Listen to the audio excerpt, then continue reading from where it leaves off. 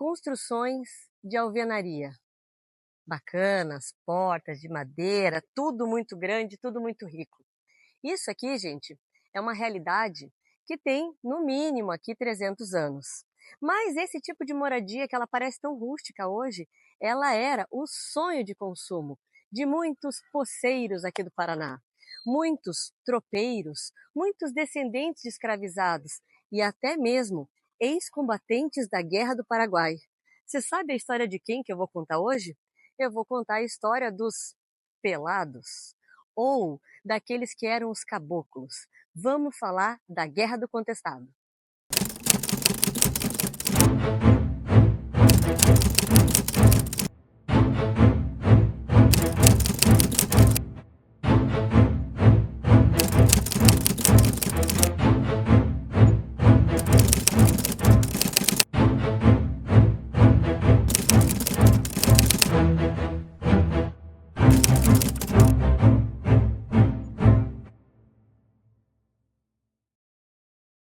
Uma guerra que ela aconteceu antes e durante a Primeira Guerra Mundial.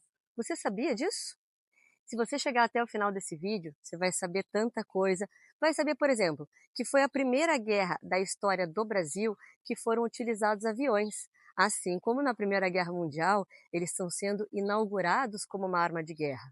Mas aviões, espera aí, eu falei que era um combate com caboclos, né? Com poceiros, pessoas que estavam sendo expulsas, mas porque eles eram criminosos, eles eram violentos?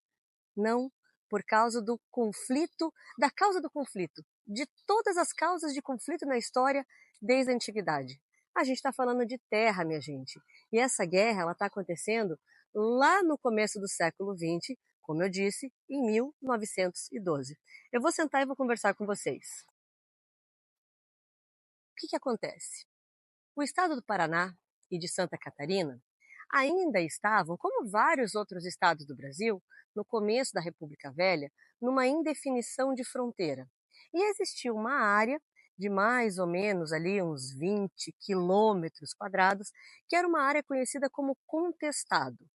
Não é que Paraná e Santa Catarina vão guerrear por essa área. Não é isso. Eles estavam, sim, numa disputa jurídica, brigando legalmente para ver quem ia pegar aquela parte. Até porque a gente está falando do momento da história de rico ciclo da erva mate. Beleza. Só que se aquela área não está definida como sendo nem do governo de um estado, nem do outro, quem é que manda lá? Ninguém. Não tem impostos, não tem leis. E como a gente está falando da República Velha, República das Oligarquias, aonde quem realmente manda no país são os latifundiários, você tem no Brasil uma espécie de vácuo, um lugar como se a câmera não pegasse e lá as pessoas mais humildes pudessem viver. Enquanto está rolando a disputa judicial entre os dois estados, essa área vai crescendo de população. Ela vai chegar, os números não são muito precisos, a mais de 50 mil pessoas, que foi o termo que eu usei com vocês, poceiros, porque já estava valendo, olha lá, uma pergunta a nível crânio, já estava valendo aquela lei do Segundo Reinado, aquela lei que regulamentou a propriedade de terras no Brasil, a Lei de Terras de 1850. Bom, várias famílias vão se assentando nesse território, conhecido, como eu disse, como contestado, só que, bem no comecinho da República Velha, vai acontecer um negócio, uma empreitada da engenharia, aonde para poder escoar melhor as mercadorias do sul até a capital, que era o Rio de Janeiro, precisava de uma estrada de ferro. A estrada de ferro do Rio de Janeiro, ali para Petrópolis até São Paulo, ela já existia. Lembra quem é que construiu? Outra pergunta a nível crânio. Foi o Barão de Mauá. Beleza, mas se já tem um pedaço, vamos fazer o outro, de São Paulo. Era a época do café. Os latifundiários aqui do Paraná que era da erva mate. Então vamos ligar este pedaço de rodovia até o finalzinho para poder escoar as mercadorias, tanto que vinham do sudeste quanto que iriam do sudeste. Beleza. Só que estávamos em crise econômica, o final do Império, teve a Guerra do Paraguai, endividamento com a Inglaterra. Como é que vai fazer? Bom, o governo então vai conceder mais de 500 mil hectares de terra para um grupo de empresários americanos e britânicos. E quando eu falo dessa terra, gente, ela não era assim em um só lugar. Essa ferrovia que vai cruzar o sul inteiro, ligando até o sudeste, vai ter nas suas margens 15 quilômetros. 15 quilômetros de cada lado, ou seja, 30 no total, que são terras desta empresa, que no caso vai ser a Brasil Railway. Bom, então eles deram essas terras, tá? Mas o trilho do trem vai passar, e se for uma propriedade privada? Pois é, daí desvia o trilho do trem e vai pegando só as terras públicas. Mas e se nessas terras públicas tiverem pessoas? Ué, faz o que se fazia na República Velha. Chuta, eles não têm nem direito a voto. Que dirá ficar ali. Pagar pela terra? Não. Eles têm escritura de propriedade? Não. Ah, se eles não quiserem sair? Ah, daí a lei fala mais forte. Daí vai ser uma guerra mesmo. E daí, né, você entendeu aqui como que está esse lugar onde eles estão ocupando, que além de ser disputado entre dois estados, e é por isso que ninguém ainda tinha como é que eu posso dizer, né, se estressado em tirar esses poceiros de lá, agora você tem o capital estrangeiro. Só que daí vem um outro elemento, que é o elemento que mais é cobrado, o elemento messiânico. Então essa é uma guerra que ela tem um elemento messiânico, e para ter o elemento messiânico, você tem que ter o beato. Você sabe o que são esses dois conceitos?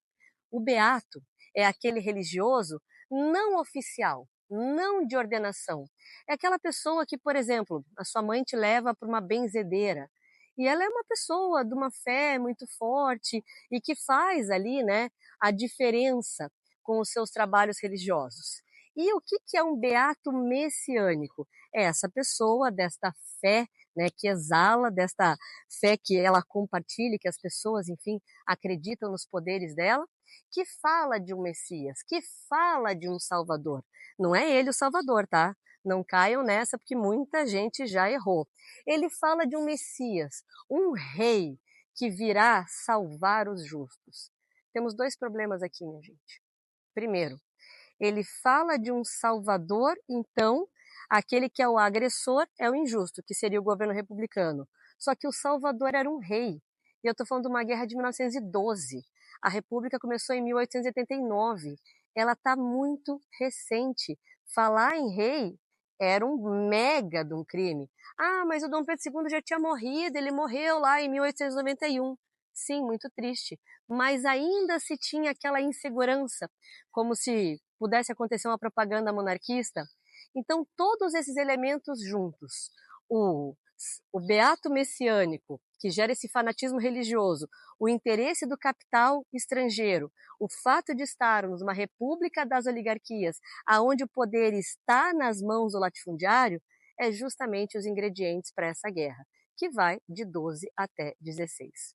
O beato messiânico era um cara aqui do Paraná, chamado, intitulado, né? A alcunha dele era Monge José Maria.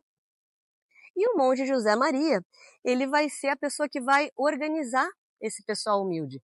Ele vai ser o cara que vai falar, não, Deus está com a gente, essa terra foi ele que nos encaminhou para cá, não foram todas as adversidades. Até mesmo, né, muitas das pessoas que estavam aqui, tinha até imigrantes, tinha italiano, tinha polonês, foram, na verdade, pessoas trazidas para a construção da ferrovia, ou pessoas trazidas, né, de outros lugares aí do Brasil e que não tiveram uma passagem de volta e acabaram ali se juntando nessa comunidade do contestado. E ele fala, não, isso aqui, esse lugar é nosso, e se a gente lutar, Deus vai estar com a gente e mais o rei. Sabe que rei que ele ficava falando? Ele falava de Carlos Magno. O próprio monge José Maria, que era um senhor um pouco mais, né, vamos dizer assim, franzino. Ele não tinha lá um treinamento militar. Muitas das pessoas, gente, iam para a guerra contra o exército brasileiro, usando crucifixo, usando pedaço de pau. Foi um massacre. Foram mais de 10 mil mortos. E mesmo José Maria morrendo no começo do conflito, Olhe como era literalmente a última esperança. Era o único lugar deles. Eles continuaram guerreando com a crença de que o monge José Maria e, lógico, o rei que viria salvá-los iria uma hora aparecer se eles não desistissem. O próprio monge José Maria falava que se eles morressem, eles iam direto para o céu. Por quê? Porque estavam lutando por uma guerra sagrada, uma guerra justa, uma guerra que Deus estava aprovando. Porque vamos lembrar que é um cristianismo mais primitivo. E quando você pensa exército brasileiro, uso de avião, já tinha metralhadora, são tropas treinadas. É muito tempo de guerra, gente, para estarem lutando contra caboclos, poceiros, pessoas humildes que lutavam com um pedaço de pau. Você vê a diferença do porquê lutar, não com o que lutar, mas eles não desistiam.